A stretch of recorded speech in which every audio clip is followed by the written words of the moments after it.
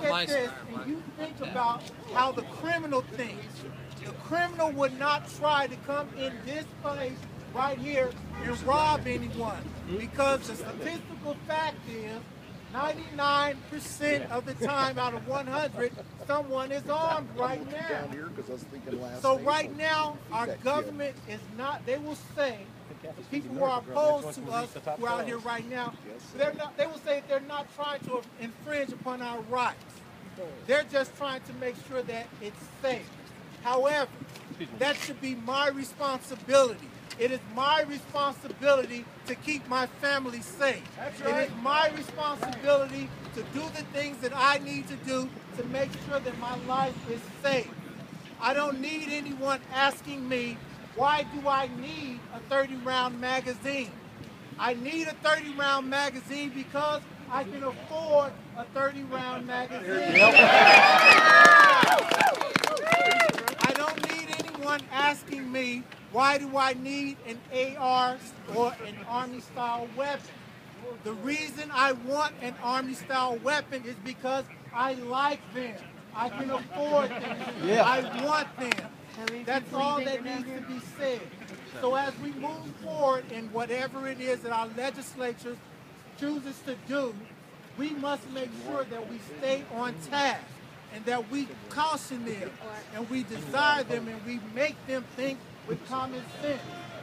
Ben Carson, a world-renowned neurosurgeon, was on TV yesterday. He talked at a prayer breakfast, and he talked about the fact that people now are so afraid to talk. We are so politically correct that we are afraid to talk. People are afraid to say, I like guns. People are afraid to say, I like guns. People are afraid to lose their jobs. I was talking to a person today that said he lost his job just because of the fact that he likes guns. When did this come about? When did this change happen? It should not be. He turned into that. It should not be. I was raised on the west side of Chicago, Illinois. In my high school, I went to a high school by Cabrini Green.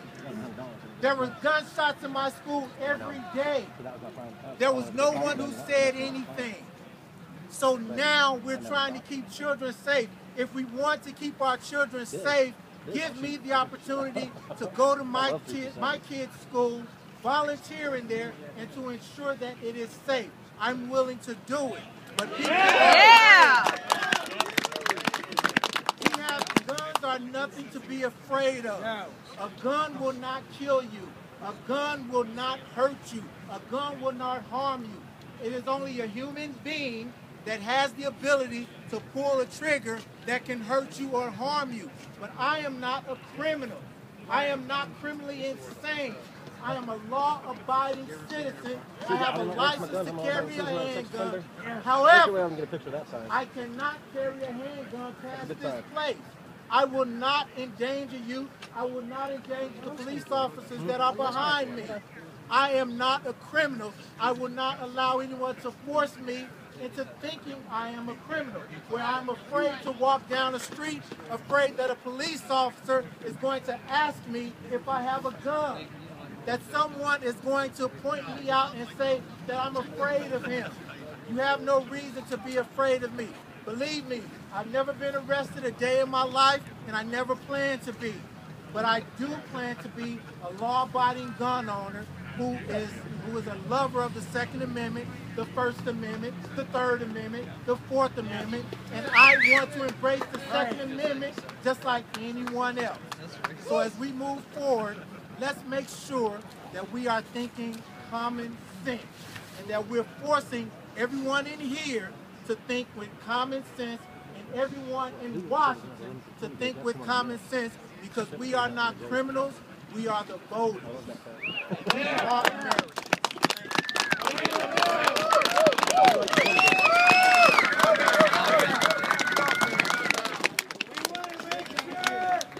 Everybody here that has a camera, get all this information out on YouTube immediately.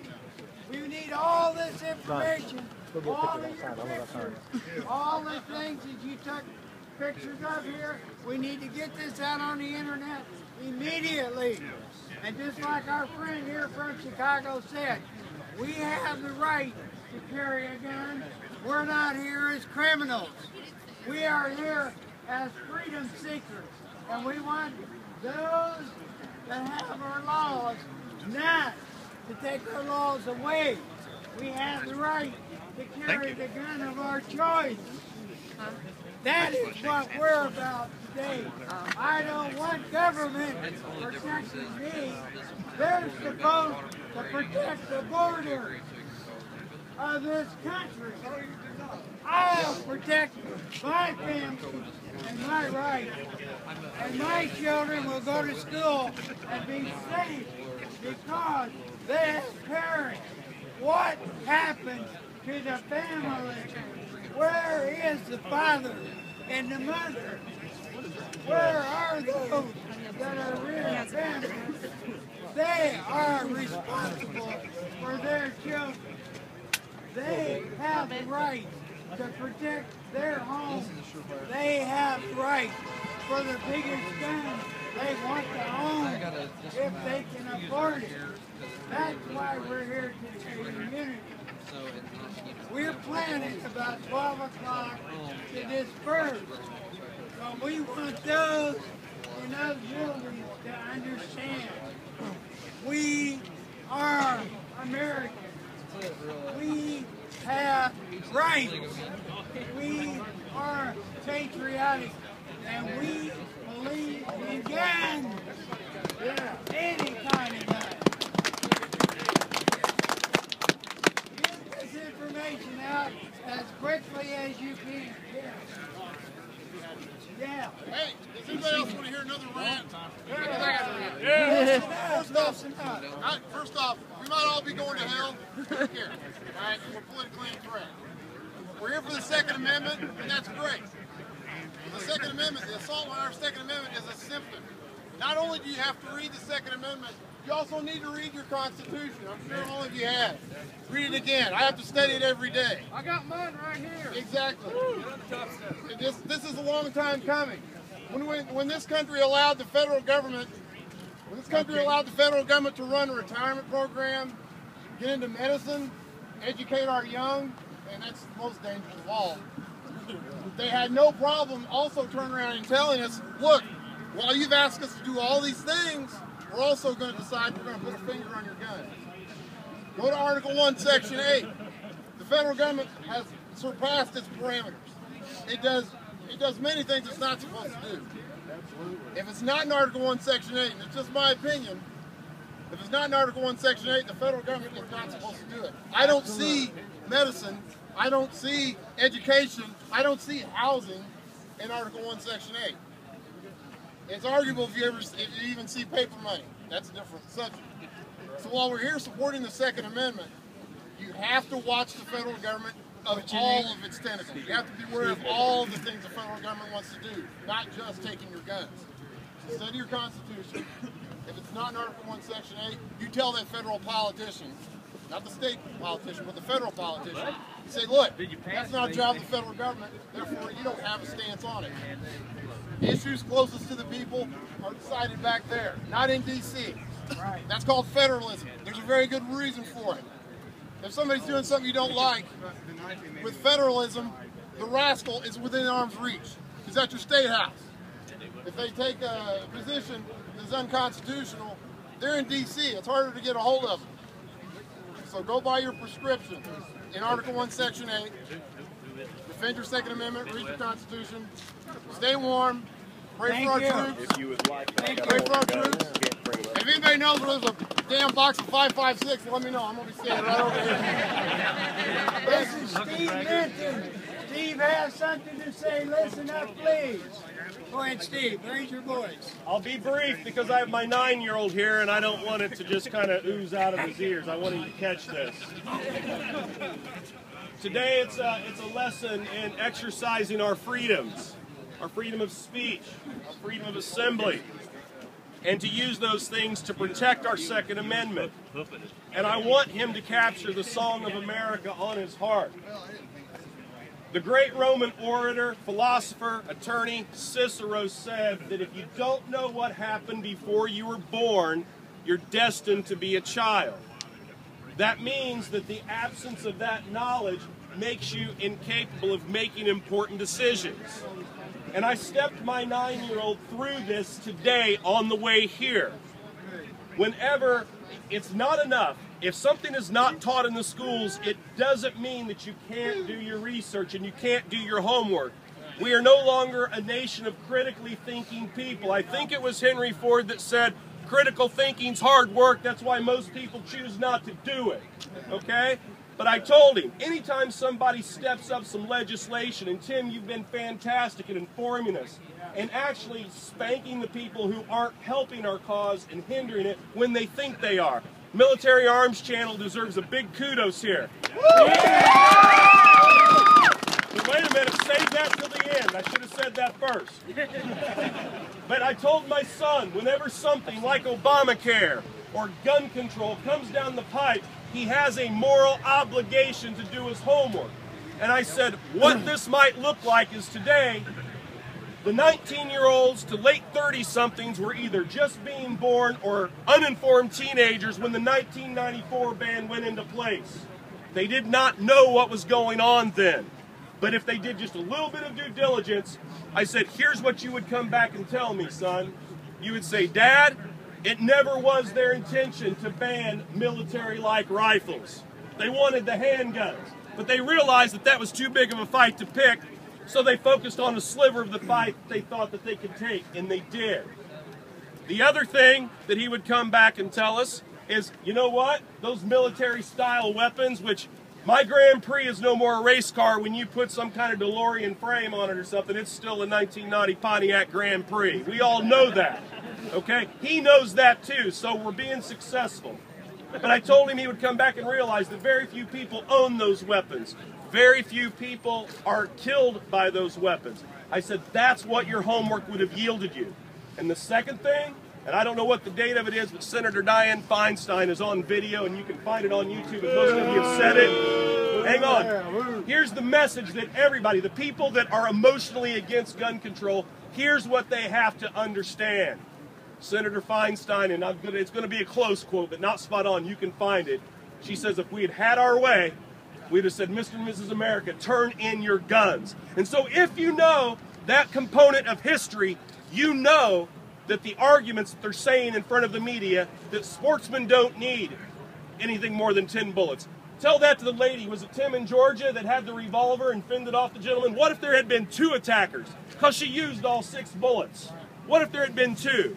She sure would have wished she would have had as many as she could have. So you can't buy into that media hype. You can't buy into those lies. That's propaganda. You have to know your history. And the best way to do is just like Tim at Military Arms Channel does it with a loving and kind heart and educate the people on the very things that I speak of. Because if it can work with a 9-year-old, it can work with a reasonable grown-up. Yeah. Somebody that has the flag, I need an American flag right here.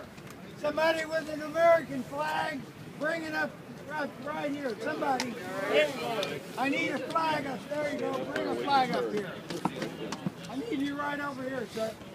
Hold that flag up high. All right, go ahead. What's your name? Paul Hager. Paul Haggard. Paul Hager from Bloomington came up, took the day off.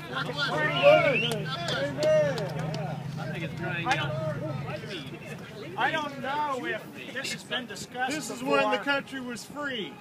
Yeah. I don't know if this has been discussed before, but the arms that are actually protected by the Constitution are militia weapons. Yeah. In other words, military weapons. Yep. So basically, the AR-15s that people are carrying, and frankly, machine guns, are actually the weapons that are protected. Any weapon that might be used by internal security or police, those are the kind of weapons that we, as Americans, have the fundamental right to have.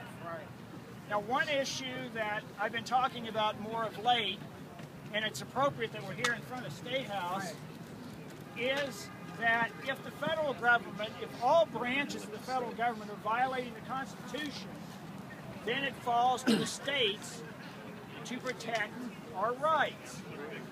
If you go to Article 6 of the Constitution, don't leave home without it, in Article 6, Clause 3, it states not only that federal officials must take an oath to support and defend the Constitution, but also state officials.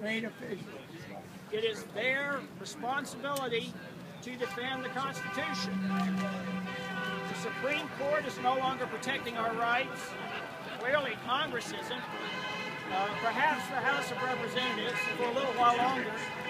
Clearly, the executive branch is not.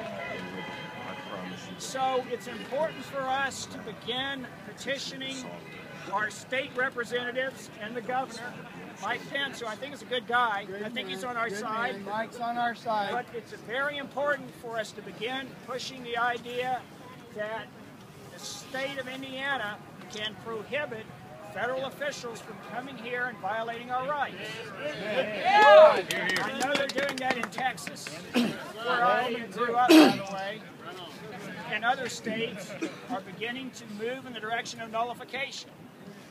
Nullification is an appropriate action for states to take. House Bill 230 right now needs to be considered. So make sure that you are communicating with members of the General Assembly to support these ideas.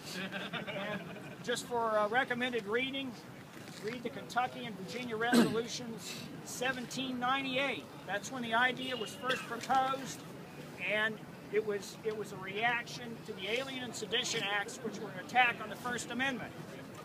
So this has a long and venerable history.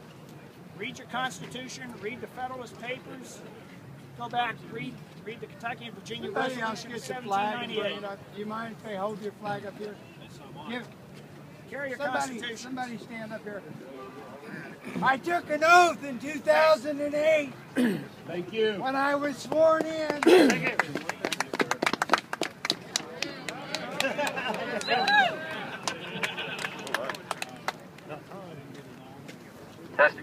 All right, yeah. Is that better? Yeah. In 2008, I put my hand on the Bible and I swore an oath to uphold the state of Indiana as a politician and to uphold the federal government laws for the United States of America. Our laws have been watered down. Our laws have been shoved aside for new laws and better laws. I think our forefathers laid out the laws that we need to abide by. Yeah. Too many times the new thinking, like the new money, is trying to override our foundation. Our government is the greatest government in the world. Yeah. But the current leaders are not doing the responsible thing because they want to lean us to socialism. We don't want to hold on to those thoughts. We have to stand united, hold on to the Second Amendment, the First Amendment, the Constitution, and make our local politicians aware of the fact that they cannot pass the House bills behind our back and then have us accept them as written law. We are here as freedom riders to uphold and to take the stands for what our Constitution is. And we have the privilege and the right to be freedom and be in America. Thank you all for coming out today. I know your hearts are in the right position. There are some common laws here that we want to abide by. If you have a firearm on you, please do not step on the steps here. Right now, that would cause a problem. We don't want that. We're here to take a stand, and we want the voices known. So I would ask that everybody here that has a camera, that has the ability to get this information out, put it out as quickly as possible so that everybody knows in all the other states that we took a stand in Indiana. We love Indiana. And we're thankful for those that took the time to drive here from distances And I want to thank everybody for participating today.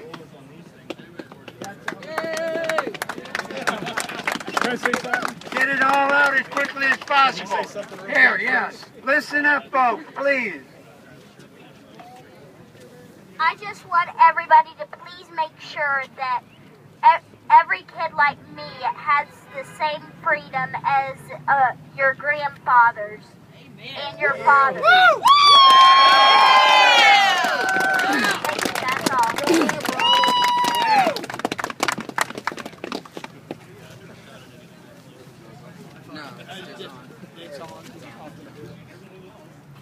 It's great to see everyone out here. I'm just like all of you guys, Indiana American citizen, and this is an important issue. We need to go back and we need to educate our family. We need to educate our friends. We need to educate our co-workers, because the main reason for the Second Amendment is what? It's not hunting. It's not self-defense. Those are benefits. Those are benefits that come along, right? The main reason is to defend ourselves from tyrannical government. George Washington said that government isn't eloquent. It has to be watched, just like fire. It can be an asset, or it can burn us. So we need to keep it in check. And that's what the Second Amendment is about. Our founding fathers, it'd be great if we could go back at that time. We don't have all the distractions, the internet, the cars, everything, every other headache. They had time to study the important people down through the ages, what they found out. That's the biggest problem that has happened in this country and many other countries, is we've forgotten our history. Right. The important history is not taught in schools anymore. We need to rediscover that. We need to share that with our families, our friends, our kids. And we need to know what that's all about. We have freedoms. We have a great government. We have a great republic. It is not a democracy. A democracy, by our founding fathers, was said to become a mobocracy. It was never intended for that. We have a republic. We're told that in the U.S. Constitution, our Indiana Constitution, and that's what we say in our Pledge of Allegiance. We are a republic. We need to keep that republic. And by being active like this, it's great to see. Please go out and tell others. Again, the Second Amendment, this is the one. They have started, they've drawn the line. And if we lose the Second Amendment, we will lose the rest of the amendments. We will lose the Constitution.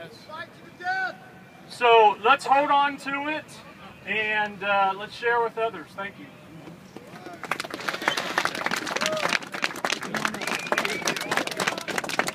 Take that out and hand it to somebody. Zach, take your gun out and hand it to somebody. If you'd like to speak to the crowd, just come right up here and take the mic. There you go.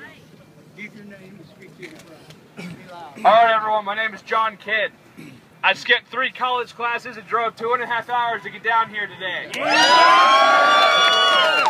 I just handed off my 1911 that I carry to protect those around me whenever I'm home, so I can come up here and talk.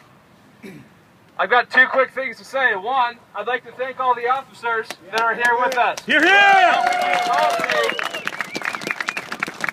Second thing, I came into this world 20 years ago with the right in America to carry a firearm, to own a firearm, to protect myself and those around me.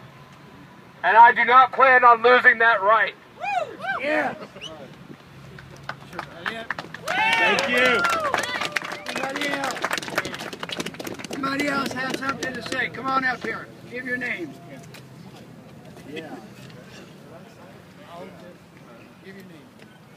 Hello, my name's James Kerner. I was originally with Occupy Indianapolis like a year ago, year and a half ago when all that started off. Year ago when all that started off, and I've been arrested some 8 times on the Capitol lawn for protesting. I was arrested for holding an umbrella to keep homeless people dry on a Thursday morning at 10:30 in the morning. They arrested me for walking down the street during the Super Bowl because I had a flag that said "Free Oakland" because it's under a police state. And they arrested me for that. And they arrested me for just standing on this third step here, for trespassing on public land, which shouldn't be done. And I got put on probation for this. The court systems are screwed up. What I really want to talk to you about today is PANDA. It's People Against the National Defense Act. This is how we find out the corrupt people, right? Because this law is so corrupt. It allows for the indefinite detention of human beings without trial or charges until the end of war. 93 senators voted for it. Obama signed it into law. Right now, there are nullification processes happening in every state because we don't trust the Supreme Court to uphold the Constitution. HR 230. All right. Well, Ron, there you go. SB 400, though, is the bill that you need to educate your family and friends on. It needs to be amended because it's based on a Virginia bill. State Senator Jim Banks is sponsoring it, and he needs support. We need to alert the public about this. I've tried to send letters to editor to every newspaper, and if you've not seen it in print, there's a reason. So just spread the word about the National Defense Authorization Act. There's a nullification process, and we need to come back at these people. It all goes to the heart of it is 2001 AUMF, the Authorization of Military Force. Can you give us the bill again? Yeah. The bill is SB 400, but there's a lot of bills in the Indiana Senate that are trying to get to this problem. But we need to read them and make sure they're what they say they are, because sometimes they'll put Freedom Act, and it's not freedom. Anybody else have something they'd like to say? Come on up. Are you armed? Nope. Not anymore. Oh, he's not armed! Got two right here. From my cold dead hands.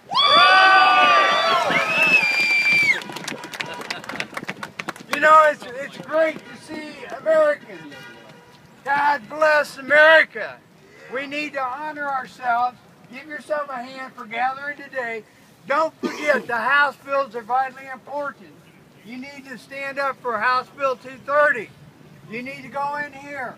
You're allowed to go in here just going unarmed and walk up and meet the people that represent us. We put them in office.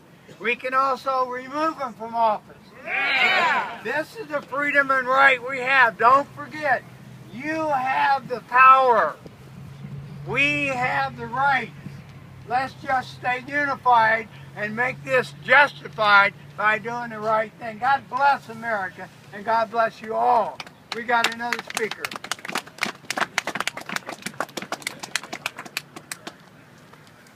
F to figure out how to use it. Just put it to your mouth. Hey, my name is Brian Dempster, and I want to say that I voted for the man that most of y'all don't like a whole lot. I voted for him twice, but I did it because of his fiscal policies.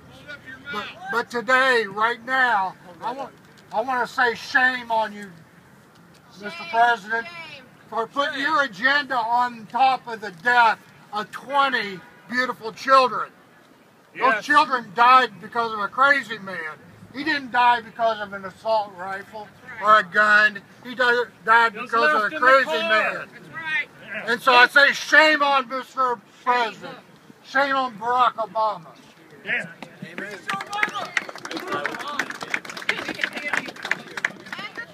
Anybody else who'd like to step up, please come forward. Yeah. Just hold it up and talk close to it. Get it close to your mouth. Hello everyone. Get it up there. Eat it. My name is Jack Price. I'd like first off to thank everyone for coming here. Thank everyone for standing out in the cold. Yeah. Now, standing out here is great. Standing out here is great, but there's a lot more we can do. Raise your hand if you're a member of the NRA, the GOA, or the Second Amendment Foundation. Good. I urge everyone to write to your congressman, write to your senators, write to anyone whose job it is to represent you, because that's their job, is to represent you. They have to listen because their jobs rely on your votes. Every person's vote here counts. You make your voice heard, you let them know what you think, what you believe, and they will have to listen. It doesn't matter if the media focuses on us or not. It doesn't matter if anyone pays attention to us, because we yell loud enough, we yell long enough, they're going to have to pay attention. Yes. So write to anyone whose job it is to represent you at any level of the government. If you're not a member of the NRA or the GOA, I urge you to join. I know I joined both of them after all this started. And I'd like everyone to continue coming to events like this. Thank you. Yeah. Anybody else like a mic? Hold it close to your mouth. Hey everybody, thanks for turning out today. My name's Joe Haney, and I want to expound on everything we've had here. I've got one of my daughters here today. We've got a little son here. We've got to make sure any laws that come up, you've got to call, you've got to write. If you have access to a fax machine, send faxes. This is something that they're not going to give up on easily. They're going to keep pushing until they get something. When it comes to any future bans, remember the little kids that are out here today, your future grandchildren. Whatever they pass is going to affect them too. And them taking, as far as I'm concerned, taking firearms from us or any prohibitive clauses that negate it in the future, it's worse taking it from our children than it is from us. It's just as bad. We need to make sure we keep that fact in our mind that if they're doing something that will eliminate that supply into the future, be it a grandfather clause or whatever, some people don't mind that. We saw that last time. That's how the '94 ban got passed. We've got to remember our children. They're the ones who have to deal with this. We see the prices now of certain things since the Sandy Hook shooting. We have to make sure that, well, during a ban, the '94 ban, for those who remember, prices went through the roof. Eventually, if that ban hadn't sunsetted, prices would be a lot higher than they are today. It's going to affect our children, and we have to keep that in mind. So thank you so much for turning out today. Keep it in mind. Call, write, email, stay active on social media, email your friends, and stay on top of things. Thank you. I don't like it when somebody says they're not taking our guns. What I like to hear is, it's my gun, don't come on my property, because I will protect myself and my family. That's my right and my liberty and freedom.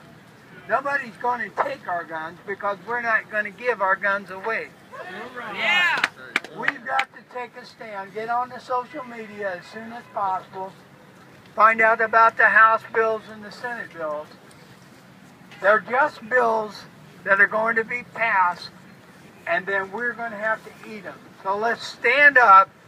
Let's make sure that we do our due diligence, find out what bills are up in the House and the Senate, and then take immediate action. You have the right. You put these people in office.